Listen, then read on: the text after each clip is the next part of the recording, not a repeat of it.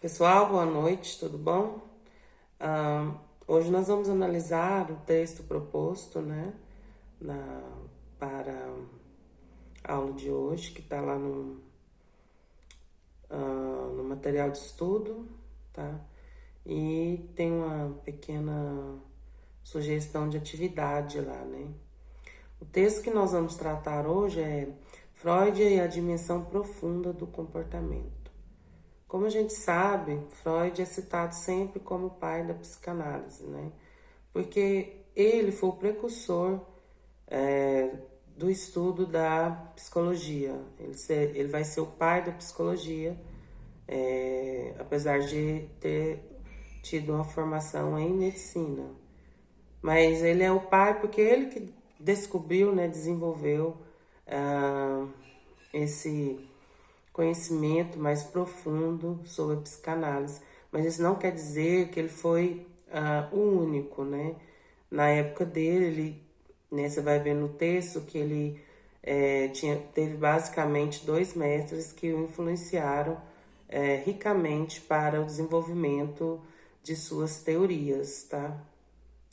Então, Freud utilizou e observou também nesses mestres, nesses colegas, é, através do método de hipnose, o tal um método chamado método catártico, que esse método catártico, nós nas aulas anteriores, que seria uma forma de reviver os eventos passados para assim buscar a cura deles, né? Então você revive para tentar ressignificar.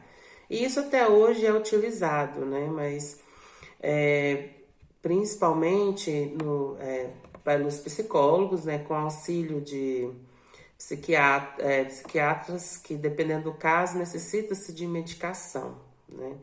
Então, o Freud, através de suas observações, principalmente com a utilização do método catártico e a hipnose, né, ele abriu o caminho antes desconhecido, que certos comportamentos histéricos que a gente diz, às vezes inadequados no convívio das pessoas, né, em sociedade, ou seja, também na própria família, ah, não tinha uma ligação na maior das vezes, na maior parte das vezes, não tinha uma ligação com problemas neurológicos. E na época era entendido isso como problemas neurológicos, como o texto vai mencionar também, tá? Então, ele vai desenvolver uma psicologia profunda, né? Fazendo essa diferenciação. E aí ele vai traçar uma trilha para o inconsciente, né?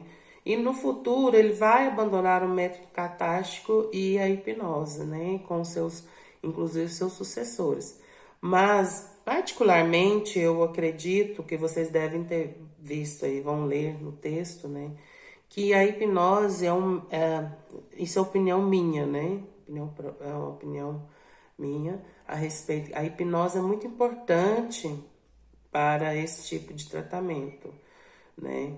Por quê? Que a hipnose é mais para quem está suscetível, porque não são todas as pessoas que têm uma certa facilidade de serem hipnotizadas, mesmo porque a hipnose necessita de profundo relaxamento e a pessoa tem que estar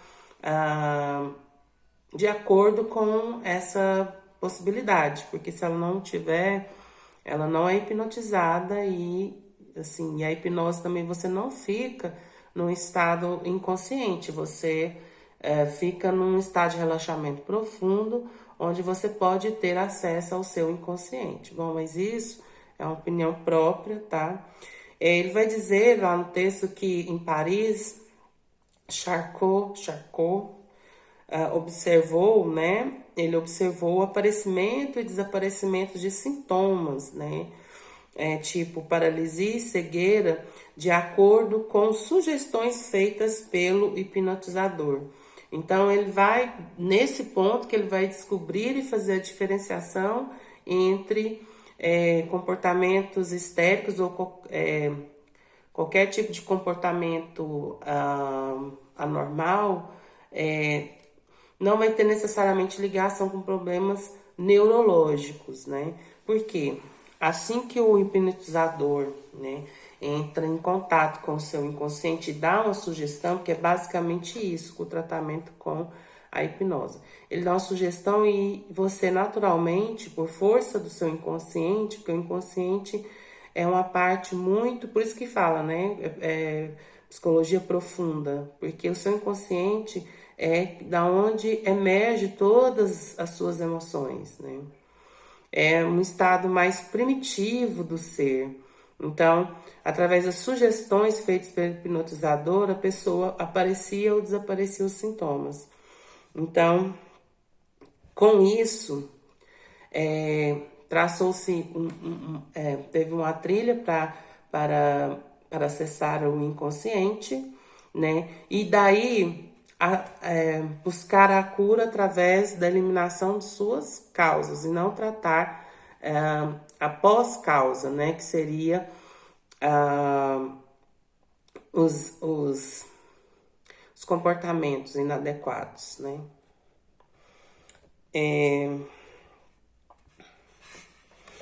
Ele também vai falar de um outro mestre dele, chamado Brauer, que também, através da hipnose, vai dar exatamente o mesmo entendimento, basicamente, sobre a influência. Por exemplo, quando você tenta fazer algo de forma consciente, às vezes você consegue, como conversando com um psicólogo, e ao longo do tempo você vai assimilando aquelas informações, você muda o seu comportamento. E ele diz também lá no texto que através dessa observação, com a hipnose também pode ser realizado da mesma forma. Então, seja, dando o comando, dando a sugestão para o inconsciente, a pessoa inevitavelmente desenvolve, não inevitavelmente, mas ela estando, como eu disse para vocês, estando aberta e suscetível a esse tipo de tratamento, ela vai desenvolver esse comportamento adequado, né, naturalmente, tá?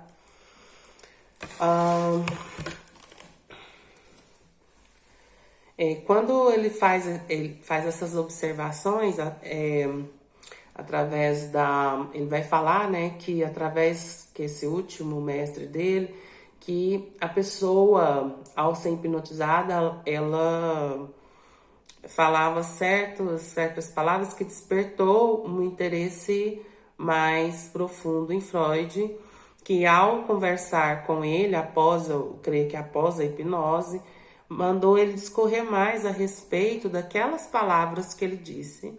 E o texto sugere que talvez tenha tido um abuso sexual em sua infância, o que lhe trouxe sequelas no futuro. A gente sabe que várias pessoas, por isso que é importante a gente observar esse tipo de estudo. Eu achei até assim mais profundo esse livro por conta de que é mais voltado para o profissional, se bem que é para o RH, mas também mais voltado para o profissional de psicologia, mas não deixa de ser interessante para nós, enriquecedor, né? Porque a gente precisa observar que muitos dos comportamentos de certas pessoas, é óbvio que não tem um padrão de normalidade, mas às vezes quando você passa por um tipo de sofrimento e vê a pessoa sofrendo, ou que certo comportamento da pessoa não lhe traz felicidade, ou a maioria das vezes exclui do social, né? Não por vontade das pessoas, mas pela condição que ela fica, né? Que eu falo condição assim de inacessibilidade, né? Por conta que esse instinto primitivo pode despertar na pessoa. Então, é importante porque vocês vão estar, como eu sempre digo, na linha de frente para lidar com diversas pessoas, que muitas delas, pela condição de trabalho, muitas das vezes, quem trabalha em construção civil, serviço pesado, muitas das vezes também tem problemas pessoais que trazem da infância, principalmente no seio do seu lar, quando é casado, né? Por exemplo, problema com a esposa, ou esposo e filhos, né? Problemas financeiros. Então, é algo muito complicado de se lidar. A gente tem que ter uma gama de conhecimentos para poder lidar também, de certa forma, com essas situações, né? Que muitas das vezes não nós tendo um ato na mesma intensidade de revide, que vai resolver a situação. Às vezes ela pode até piorar, tá?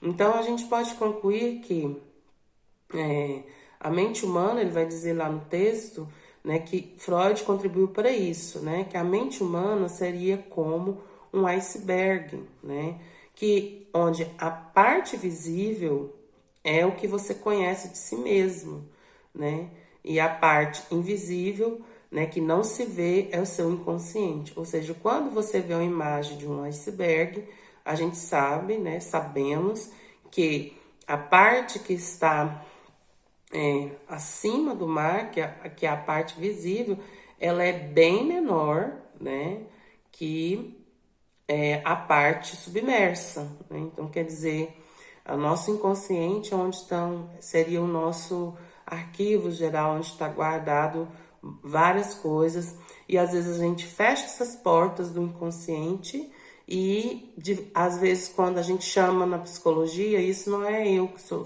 profissional, mas é porque a gente tem um certo conhecimento por pesquisa e tal. Quando adiciona o gatilho, a gente fala gatilho, seria como uma forma de você abrir a porta de algo que você não tratou a causa, você não ressignificou aquele sentimento.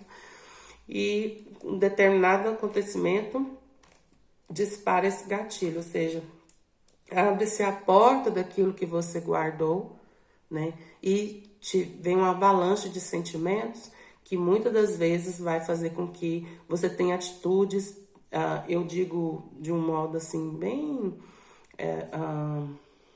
como eu posso dizer, vulgar, entre aspas, né? Os seus sentimentos mais primitivos, né? Inconsequentes. A gente vai ter atitudes inconsequentes muitas das vezes. É um trabalho difícil, árduo, e isso afeta inevitavelmente a sua... É óbvio que nós estamos falando disso, né? Desses acessos, esses arquivos, necessariamente afeta a sua saúde mental, e muitas das vezes a mental vai, em grande parte das vezes, vai afetar o seu físico, tá? Sempre, muitas das doenças somos nós mesmos que produzimos por falta de saúde mental. Então, isso vai ser importante para nós, agora que a gente deu uma maior profundidade sobre o psiquismo, nós vamos começar a falar mais nas próximas aulas sobre saúde mental e o que o ambiente de trabalho pode ocasionar nessas situações que a gente, como eu disse para vocês, as pessoas passam por diversas situações em suas vidas pessoais, em sociedade, e o ambiente de trabalho, que é onde ela vai passar a maior parte do tempo de suas vidas, né? Seja mulher, homem, pai, mãe, né? Para o sustento próprio de sua família. Então tem que ser um ambiente mais harmonioso, porque o ambiente não pode prejudicar a pessoa para trazer mais infelicidade, se ela for infeliz, porque tem gente que se julga muito feliz, trazer mais infelicidade, e esse problema no trabalho também ocasionar um desconforto na família e gerar outros problemas, mais problemas para essas pessoas. Então é isso, a sugestão de atividade vai ser o resumo do texto, tá bom? E eu agradeço a vocês, eu peço que coloquem o recebimento do material e da atividade lá na plataforma para confirmar a presença. E você coloca também após a resposta da atividade. Então, vai ser 2 momentos distintos. O primeiro, você vai dar o recebimento e eu vou confirmar da sua presença. E o segundo, você vai postar a sua resposta e eu vou dar um ok à sua resposta, tudo bem? Então, eu agradeço desde já a participação de todos. Eu espero que todos vejam esses vídeos, porque às vezes os alunos queixam porque nós não fazemos vídeos, e quando eu vou acessar a minha plataforma do YouTube, eu vejo que nem todos assistiram os vídeos. Não tem como ver quem que acessou, não sei se tem, se tiver, alguém me avisa.